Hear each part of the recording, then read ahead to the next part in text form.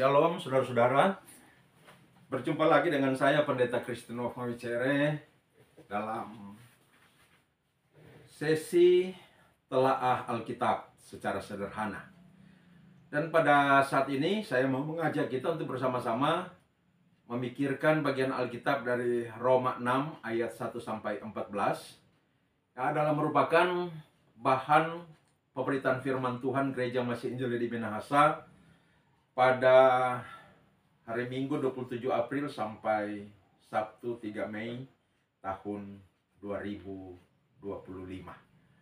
Nah, sebelum kita mulai dengan membaca bagian Alkitab ini serta memikirkan pengkajiannya, dan kita akan lakukan itu sesuai dengan arahan dari pimpinan gereja kita dalam bingkai tema, jika kita mati dan bangkit dengan Kristus, kita akan hidup. Mari kita berdoa. Ya Tuhan, kami bersyukur untuk kasih setiamu dalam kehidupan kami yang tak pernah henti-hentinya Engkau tunjukkan, kami rasakan, kami kecapi, kami nikmati. Kami menyadari bahwa kehidupan sebagai orang-orang yang sudah ditebus dan diselamatkan adalah kehidupan yang senantiasa bertumbuh dalam kebenaran firman Tuhan. Dan karena itu saat ini kami hendak membaca dan memikirkan bagian Alkitab dari Roma 6 ayat 1 sampai 14 untuk memikirkannya dalam rangka pelayanan pemberitaan firman di Gereja Masih Injil di Minahasa pada hari Minggu 27 April sampai Sabtu 3 Mei 2025. Roh Kudus tuntun pimpin dalam kami memikirkan bagian Alkitab ini, supaya kami dapat menemukan kehendak Tuhan yang penting untuk kami temukan, kami pelajari, dan kami praktekkan dalam hidup kami, serta kami beritakan. Berfirmanlah Tuhan, kami menyambutnya. Dalam nama Yesus kami berdoa. Amin. Saudara-saudara, Roma 6 ayat 1 sampai 14. Saya bacakan demikian. Mati dan bangkit dengan Kristus. Jika demikian, apakah yang hendak kita katakan? Bolehkah kita bertekun dalam dosa supaya semakin bertambah kasih karunia itu? Sekali-kali tidak. Bukankah kita telah mati bagi dosa? Bagaimanakah kita masih dapat hidup di dalamnya? Atau tidak tahukah kamu bahwa kita semua yang telah dibaptis dalam Kristus telah dibaptis dalam kematiannya? Dengan demikian kita telah dikuburkan bersama-sama dengan Dia oleh baptisan dalam kematian, supaya sama seperti Kristus telah dibangkitkan dari antara orang mati oleh kemuliaan Bapa, demikian juga kita akan hidup dalam hidup yang baru. Sebab jika kita telah menjadi satu dengan apa yang sama dengan kematiannya, kita juga akan menjadi satu dengan apa yang sama dengan kebangkitannya. Karena kita tahu bahwa manusia lama kita telah turut disalibkan, supaya tubuh dosa kita hilang kuasanya, agar jangan kita menghambakan diri lagi kepada dosa. Sebab siapa yang telah mati, ia telah bebas dari dosa. Jadi jika kita telah mati dengan Kristus, kita percaya bahwa kita akan hidup juga dengan Dia. Karena kita tahu bahwa Kristus sesudah Ia bangkit dari antara orang mati tidak mati lagi. Maut tidak berkuasa lagi atas Dia. Sebab kematiannya adalah kematian terhadap dosa, satu kali dan untuk selama-lamanya, dan kehidupannya adalah kehidupan bagi Allah. Demikian hendaknya kamu memandangnya, bahwa kamu telah mati bagi dosa, tetapi hidup bagi Allah dalam Kristus Yesus. Sebab itu hendaklah dosa jangan berkuasa lagi di dalam tubuhmu yang fana, supaya kamu jangan lagi menuruti keinginannya, dan janganlah kamu menyerahkan anggota-anggota tubuhmu kepada dosa untuk dipakai sebagai senjata kelaliman. Tetapi serahkanlah dirimu kepada Allah sebagai orang-orang yang dahulu mati, tetapi yang sekarang hidup. Dan serahkanlah anggota-anggota tubuhmu kepada Allah untuk menjadi senjata kebenaran. Sebab kamu tidak akan dikuasai lagi oleh dosa, karena kamu tidak berada di bawah hukum Taurat, tetapi di bawah kasih karunia. Demikian pembacaan Alkitab. Saudara-saudara, sebentar saya akan mengatur dulu mikrofon ini. Nah, baik. Jadi sekali lagi tema pemberitaan firman di Gereja Masih Injili di Minahasa untuk 27 April sampai 3 Mei minggu depan itu adalah jika kita mati dan bangkit dengan Kristus, kita akan hidup. Nah, saudara-saudara, sekarang mari kita melihat terlebih dahulu latar belakang dari surat Paulus kepada jemaat di Roma ini. Nah, surat Roma, saudara-saudara, ditulis oleh Paulus yang adalah seorang rasul, juga dia adalah seorang pemikir dan teolog yang sangat besar. Surat ini ditulis di kota Korintus sekitar tahun 55 sampai 56 Masehi dalam perjalanan misi Paulus yang ketiga. Nah, ketika Paulus menulis surat untuk jemaat di Roma ini, Injil yang merupakan ajaran baru saat itu sudah diberitakan di seluruh kekaisaran Romawi selama kurang lebih seperempat abad atau 25 tahun. Dan di mana-mana sudah terbentuk komunitas-komunitas Kristen atau jemaat-jemaat Kristen hasil dari pemberitaan Injil itu. Orang-orang yang menerima ajaran Injil ini, yang waktu itu masih baru, dapat dikategorikan dalam dua golongan. Yang pertama, orang-orang yang berlatar belakang Yahudi, yaitu yang tadinya pemeluk agama Yahudi, namun sekarang telah menerima Injil dan menjadi Kristen. Dan kedua, orang-orang yang berlatar belakang Helenis, atau yang berlatar belakang kebudayaan Yunani Romawi, yang tadinya adalah pemeluk kepercayaan kafir, namun kini telah menerima Injil dan menjadi Kristen. Nah, sekali lagi, Injil pada saat itu masih merupakan sebuah ajaran baru yang mengajarkan bahwa orang berdosa dapat memperoleh kebenaran dan karena itu keselamatan hanya oleh kasih karunia Allah yang diterima dengan iman. Lalu orang-orang yang baru bertobat menerima Injil dan menjadi Kristen mempertanyakan sejumlah hal, ya, seperti kalau kebenaran dan keselamatan itu diterima manusia sebagai kasih karunia Allah, bagaimana dengan tuntutan melakukan hukum Taurat? Apakah tidak perlu lagi melakukan hukum Taurat untuk menjadi benar di hadapan Allah? Apakah orang-orang yang bertekun melakukan hukum Taurat, ketekunannya itu sia-sia karena tidak dapat membenarkan dirinya?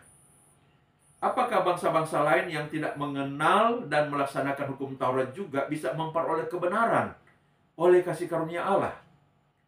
Bila bangsa-bangsa lain yang bukan Yahudi boleh mendapatkan kasih karunia Allah untuk dibenarkan dan diselamatkan, bagaimana perjanjian Allah dengan bangsa Israel? Apakah perjanjian itu dibatalkan? Bila kebenaran dan keselamatan diperoleh sebagai kasih karunia Allah, bukankah itu berarti makin banyak dosa, makin banyak kasih karunia Allah yang diterima? Makin besar dosa, makin besar kasih karunia Allah yang didapatkan. Dan bukankah itu juga berarti orang Kristen boleh berbuat dosa yang lebih banyak lagi, supaya lebih banyak lagi kasih karunia yang diterima? Bukankah ajaran Injil seperti ini sepertinya tidak mengindahkan etika dan perbuatan baik, dan macam-macam lagi pertanyaan-pertanyaan yang cukup pelik yang muncul dalam konteks ajaran Injil yang masih baru ini pada waktu itu. Saudara-saudara, banyak orang Kristen yang baru bertobat, baik yang berlatar belakang Yahudi maupun non-Yahudi, termasuk yang ada di Roma, kebingungan karena pertanyaan-pertanyaan yang seperti itu. Maka Rasul Paulus yang adalah seorang pemikir dan teolog besar itu, dia menulis surat Roma untuk menjawab pertanyaan-pertanyaan yang krusial ini, dalam rangka memberikan pencerahan kepada jemaat Kristen di Roma agar mendapatkan kejelasan akan ajaran Injil yang benar dan otentik. Saudara-saudara, surat Paulus kepada jemaat di Roma yang bermaksud menjawab pertanyaan-pertanyaan krusial seperti yang saya gambarkan tadi itu terdiri dari 3 bagian. Bagian yang pertama itu ialah pasal 1 sampai pasal 8 yang berisi ajaran atau doktrin tentang bagaimana orang berdosa bisa memperoleh kebenaran dan keselamatan, yaitu hanya melalui kasih karunia Allah yang diterima dengan iman. Bahwa manusia yang berada di bawah kuasa dosa tidak akan pernah dapat membenarkan dirinya di hadapan Allah. Lalu bagian yang kedua itu pada pasal 9 sampai pasal 11 berisi penjelasan tentang posisi bangsa Israel sehubungan dengan warisan hukum Taurat dengan Injil. Bahwa Injil yang diberitakan kepada seluruh bangsa tidak meniadakan kehendak Allah yang khusus bagi bangsa Israel, yaitu hukum Taurat.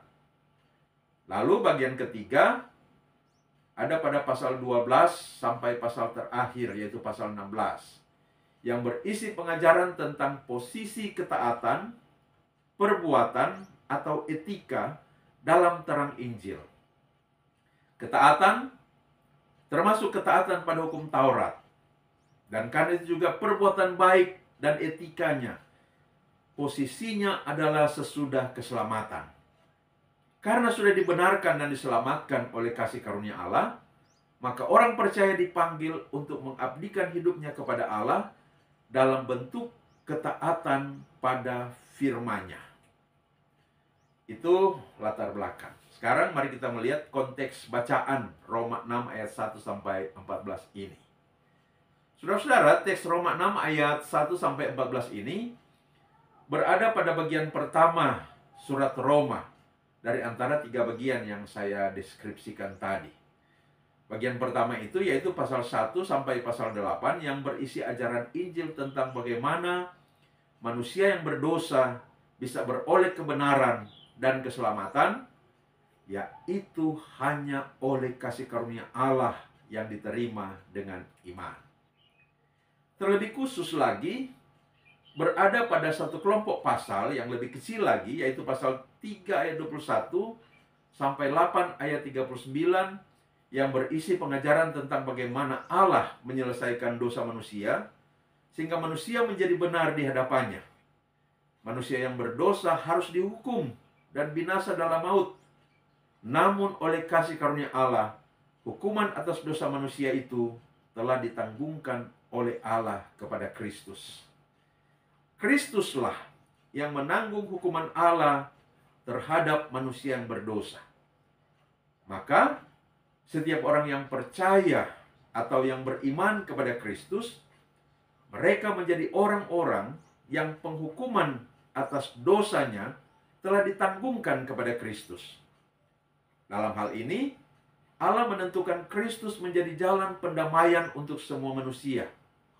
Melalui Kristus, Allah membenarkan manusia berdosa ketika mereka percaya, ketika mereka beriman kepadanya. Dan bahwa konsep pembenaran oleh iman itu adalah juga sesungguhnya konsep yang dibawa dari dalam Perjanjian Lama. Jadi, ketika seorang beriman kepada Kristus, karya salib Kristus yang menanggung murka Allah atas manusia yang berdosa terjadi kepadanya. Melalui iman, seseorang dibenarkan di hadapan Allah dan memperoleh keselamatan. Nah, saudara-saudara, teks bacaan kita dari pasal 6 ayat 1 sampai 14 ini masih melanjutkan pengajaran dari pasal 3 sampai pasal 5 itu. Benang merahnya ialah karena kasih karunia Allah, maka murka Allah dan maut yang harus dialami manusia berdosa telah Allah tanggungkan kepada Kristus. Inilah yang disebut karya penebusan dosa. Ketika seorang beriman kepada Kristus, maka karya penebusan dosa yang Kristus lakukan melalui salib dan kematiannya itu berlaku kepadanya. Maka oleh iman, seseorang dibenarkan di hadapan Allah dan beroleh keselamatan. Namun pasal 6 ayat 1 sampai 14 ini juga sekaligus menjawab pertanyaan bahwa karena oleh kasih karunia Allah, dosa-dosa manusia telah ditanggungkan kepada Kristus, sehingga Kristus yang mengalami penghukuman dan maut di kayu salib, maka berarti semakin banyak dosa, semakin banyak kasih karunia Allah yang didapatkan. Maka berarti boleh untuk terus berbuat dosa, supaya semakin banyak lagi kasih karunia Allah yang diperoleh seseorang. Maka melalui teks ini Paulus menjawab pertanyaan itu, bahwa Injil tidak mengajarkan pemikiran seperti itu. Paulus mengatakan bahwa semua orang percaya telah dibaptis dalam Kristus. Berarti telah dibaptis dalam kematian dan kebangkitan Kristus. Maka saat Yesus mati, mati juga dosa kita. Saat Yesus bangkit, bangkit juga kita dalam hidup yang baru, yaitu hidup yang dibenarkan di hadapan Allah. Maka itu berarti jangan lagi berbuat dosa. Hidup dalam kasih karunia Allah berarti selalu melawan dan mengalahkan dosa untuk bertumbuh dalam hidup yang baru, dalam kebenaran dan kekudusan. Karena itu, pada perikop sesudahnya, yaitu pasal 6 ayat 15 sampai 23, Paulus menekankan soal kehidupan orang percaya yang bukan lagi sebagai hamba dosa, melainkan hamba kebenaran, hamba Kristus. Maka tidak lagi mengabdi kepada dosa untuk menuruti kehendak dosa, tetapi mengabdi kepada Kristus untuk menuruti kehendak Kristus. Sekarang mari kita datang pada bagian tentang pokok-pokok pikiran. Saya melihat teks firman kita ini terdiri dari beberapa pokok pikiran. Yang pertama itu ayat 1 dan 2, yang berbicara tentang orang beriman telah mati bagi dosa, karena itu tidak hidup lagi dalam dosa. Bagian kedua, yaitu ayat 3 sampai 5, tentang orang beriman itu telah dibaptis dalam kematian dan kebangkitan Kristus. Maka saat Kristus mati, mati juga dosanya. Ketika Kristus bangkit, bangkit juga ia dalam hidup yang baru. Lalu bagian yang ketiga, pada ayat 6 sampai 11, yang berbicara tentang kuasa salib Kristus, di mana kuasa salib Kristus itu mematikan kuasa dosa dalam hidup orang percaya, dan kuasa kebangkitan Kristus membangkitkan hidup pada orang percaya dalam hidup yang baru, hidup bagi Allah. Lalu bagian terakhir, bagian keempat, ayat 12 sampai ayat 14, tentang karena tidak lagi hidup di bawah kuasa dosa, maka orang percaya harus berjuang agar tidak menyerahkan tubuhnya kepada dosa untuk melayani dosa, melainkan menyerahkan tubuhnya kepada Allah untuk menjadi senjata kebenaran. Sekarang mari kita melihat beberapa kata-kata kunci dalam teks ini. Yang pertama, dosa. Kata dosa di sini ditulis dalam bahasa Yunani hamartia, yang artinya meleset dari sasaran. Nah, dalam teks Roma 6 ayat 1 sampai 14 ini, kata ini digunakan untuk menjelaskan bagaimana manusia karena dosa menyerahkan diri kepada dosa, menjadi hamba dosa, dan hasilnya adalah maut atau kematian, kebinasaan dalam penghukuman kekal. Namun ketika Yesus mati di kayu salib, kuasa hamartia atau kuasa dosa atas manusia juga sudah dimatikan, sehingga orang yang percaya kepada Yesus dipanggil untuk mengabdi kepada Allah dan tidak lagi mengabdikan hidup kepada dosa, menjadi hamba Allah dan bukan hamba dosa lagi. Kata yang kedua yaitu tubuh dosa. Dalam bahasa Yunani, sarx hamartias. Nah, ini menunjuk pada tubuh jasmani yang dikuasai dosa, dan karena itu menjadi tempat di mana dosa bermanifestasi, juga menjadi alat untuk dosa bermanifestasi. Kata yang ketiga itu bertekun dalam dosa. Nah, kata ini ialah artinya secara sadar seseorang itu terus hidup dalam dosa dan terus berbuat dosa. Itu yang dimaksud dengan bertekun dalam dosa. Yang keempat, mati bagi dosa. Dalam bahasa Yunani, apetanon, yang menunjuk pada kematian rohani bagi dosa, yaitu kematian yang terjadi sebagai bagian dari pengalaman kebangkitan rohani bersama Kristus. Lalu yang kelima itu ada kalimat dibaptis dalam Kristus. Nah, kata dibaptis itu dalam bahasa Yunani baptizo, yang arti harafiahnya itu dimasukkan atau dibenamkan ke dalam air. Nah, dibaptis dalam Kristus di sini menunjuk pada orang percaya pada Yesus itu oleh kasih karunia Allah dimasukkan dalam karya kematian dan kebangkitan Kristus. Itu yang disebut dengan dibaptis dalam Kristus. Sekali lagi, dimasukkan dalam karya kematian dan kebangkitan Kristus, sehingga kuasa dosa atas hidupnya turut mati bersama Kristus, dan kuasa hidup baru dari Kristus turut bangkit dalam hidupnya bersama dengan kebangkitan Kristus itu. Lalu ada kata hidup baru atau hidup yang baru. Bahasa Yunaninya ialah zoe, yang menunjuk pada kehidupan yang berasal dari Tuhan.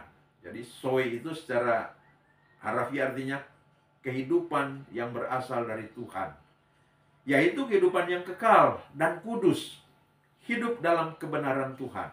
Itu zoe atau hidup yang baru. Lalu ada kata manusia lama. Dalam bahasa Yunani, ho archaios anthropos, manusia lama.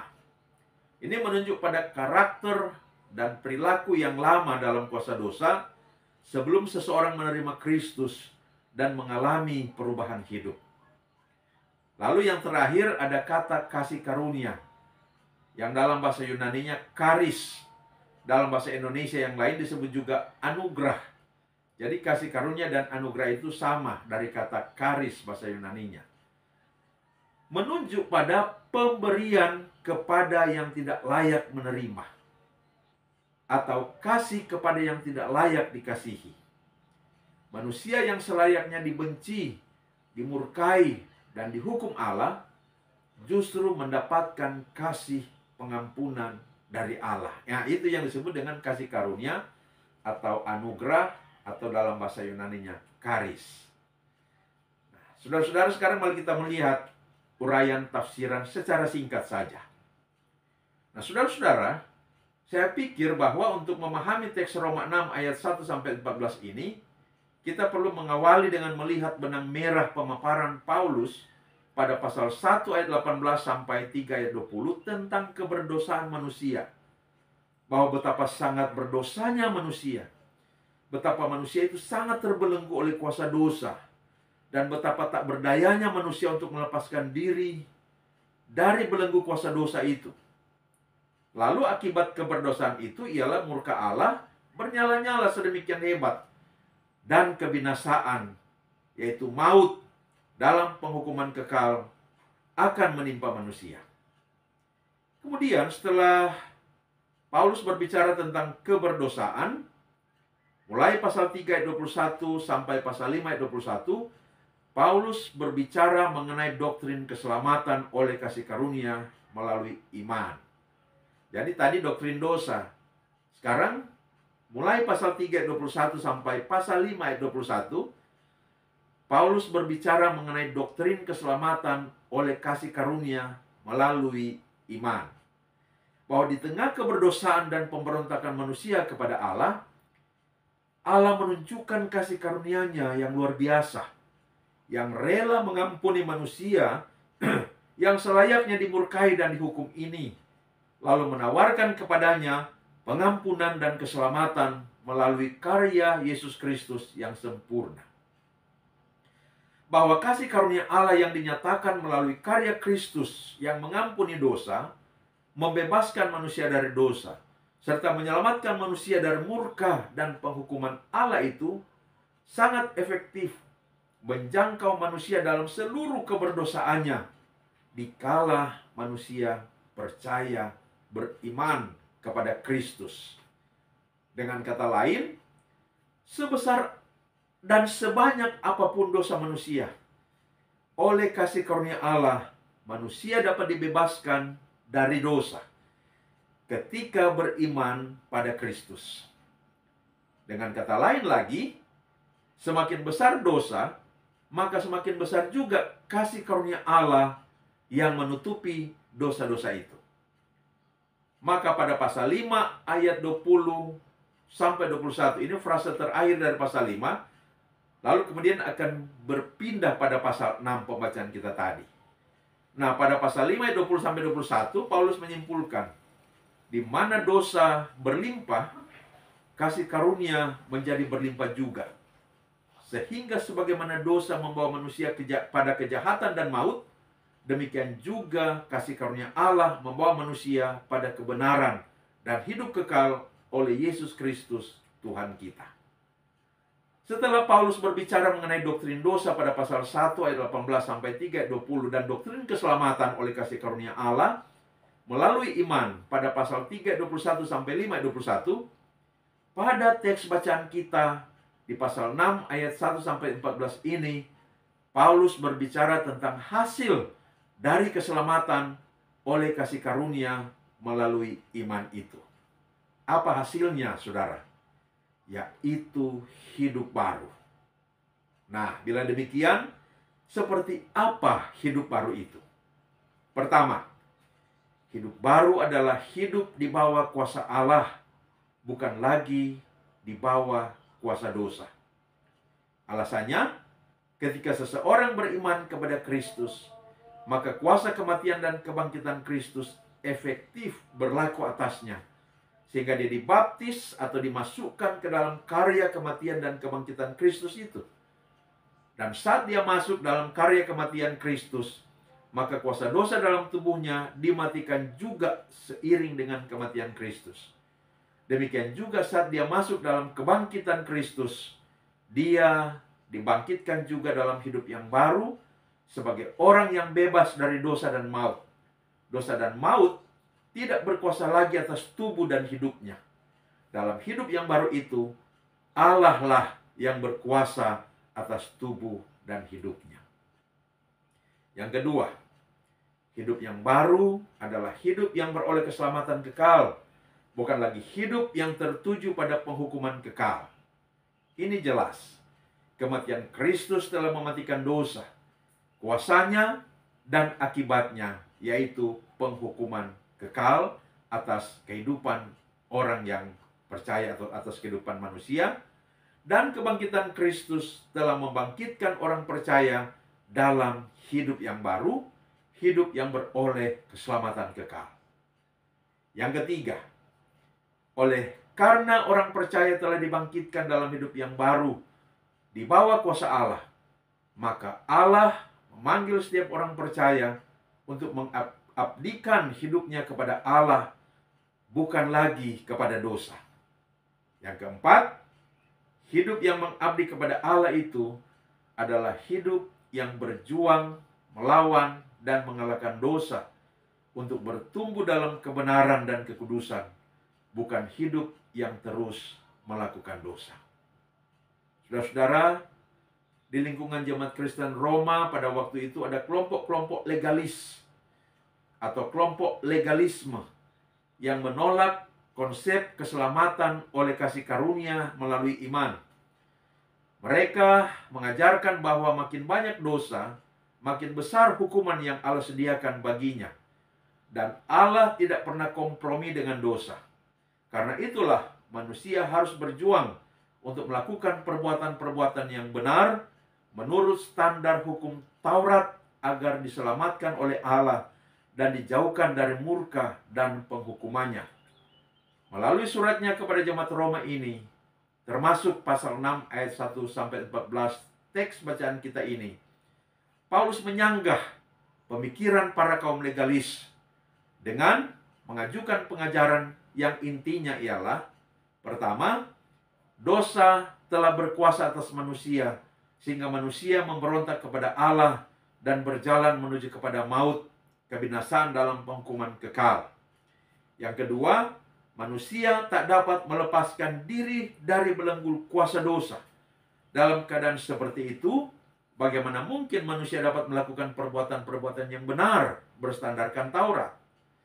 Makin diberikan tuntutan Taurat, justru manusia makin melanggar Taurat, makin hidup dalam dosa. Dengan kata lain, tak ada cara bagi manusia untuk melepaskan diri dari dosa dan maut. Yang ketiga, syukur ada cara dari Tuhan Allah, yaitu kasih karunia-Nya, sehingga Dia mengutus Putra Tunggalnya Yesus Kristus untuk menderita, mati dan bangkit menebus dosa manusia. Yang keempat, ketika manusia beriman kepada Kristus, maka karya penebusan dosa yang Kristus lakukan di kayu salib dan kebangkitannya yang menang atas maut berlaku kepada manusia, sehingga dia terlepas dari belenggu kuasa dosa. Bahkan kuasa dosa dan maut dalam dirinya telah dimatikan oleh kematian Kristus. Dan seperti Kristus yang setelah bangkit, demikianlah ia bangkit dalam hidup yang baru, yang sudah beroleh keselamatan kekal dan bertumbuh dalam kebenaran. Jadi, bagi kaum legalis, perbuatan, dalam hal ini perbuatan sesuai standar hukum Taurat, adalah syarat keselamatan. Bagi Paulus, bagaimana bisa manusia dapat melakukan perbuatan-perbuatan benar sesuai hukum Tuhan, sementara manusia itu sendiri sedang berada dalam belenggu kuasa dosa? Hanya oleh kasih karunia Allah yang diterima dengan iman, manusia dapat beroleh keselamatan dan berbuat kebenaran. Dengan demikian, kaum legalis menempatkan posisi perbuatan sebelum keselamatan.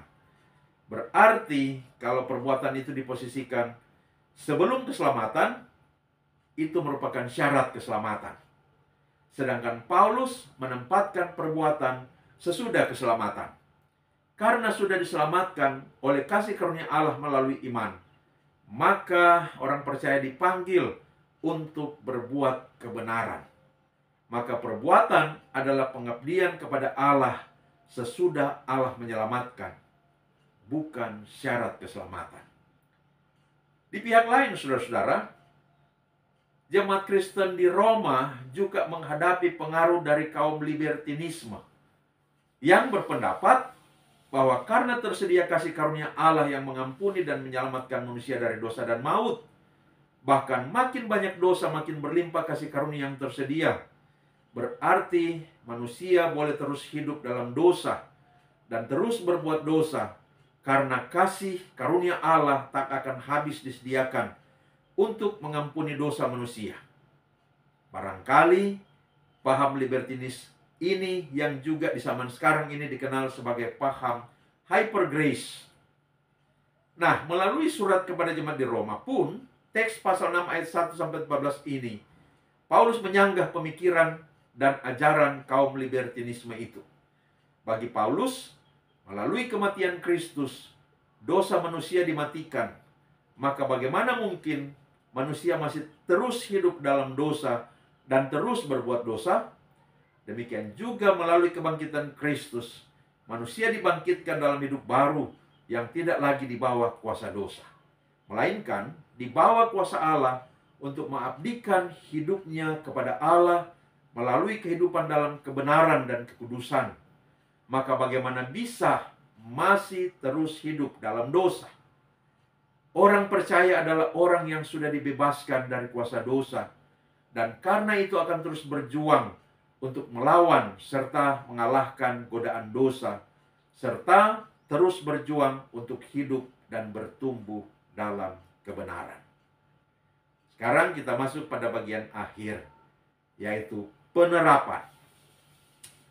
Saudara-saudara, lewat pemikiran-pemikiran yang sudah kita lihat tadi atau pemahaman-pemahaman tadi, maka yang pertama, kita sebagai orang percaya melihat keunikan ajaran Alkitab.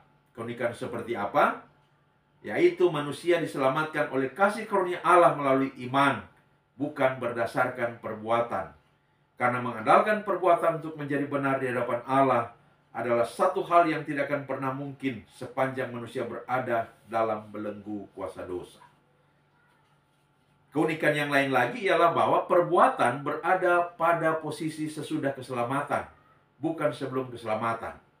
Sebelum keselamatan berarti syarat yang tidak akan pernah terpenuhi. Sesudah keselamatan berarti sebagai pengabdian kepada Allah yang telah menyelamatkan oleh kasih karunia-Nya. Yang kedua, setiap warga jemaat senantiasa hidup dalam kesadaran bahwa hidup ini dan hidup kekal hanya semata karena kasih karunia atau anugerah Allah.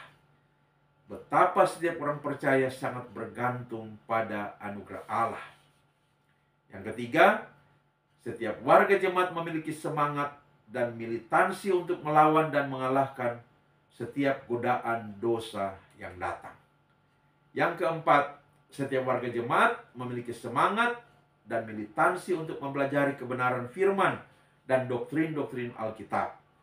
Yang kelima, setiap warga jemaat memiliki semangat dan militansi untuk beribadah kepada Tuhan melalui peribadahan gerejawi. Yang keenam, setiap warga jemaat memiliki semangat dan militansi untuk bertumbuh dalam kebenaran dan melakukan kebenaran firman sebagai wujud pengabdian kepada Allah yang telah menyelamatkan. Amin. Mari kita berdoa. Tuhan, terima kasih untuk hikmat yang Kau karuniakan kepada kami dalam memikirkan bagian Alkitab Roma 6 ayat 1-14 ini. Roh Kudus tuntun pimpin kami untuk dapat senantiasa mengingat pengajaran-pengajaran Tuhan ini dan menerapkannya dalam kehidupan kami. Setiap pemberita firman di minggu yang akan datang yang akan memberitakan firman dari Roma 6 ayat 1-14 ini, kiranya terus diurapi dengan urapan kuasa Roh Kudus, di dalamnya diberikan hikmat pengetahuan, supaya lewat pemberitaan firman, maka makin banyak orang yang tidak percaya menjadi percaya, yang percaya bertumbuh di dalam kebenaran. Terpujilah nama-Mu ya Tuhan. Ini doa kami, dalam nama Yesus kami berdoa. Amin. Demikian saudara-saudara untuk kali ini. Sampai berjumpa di kali akan datang. Tuhan memberkati kita semua. Shalom dan selamat Paskah buat kita semua. Amin.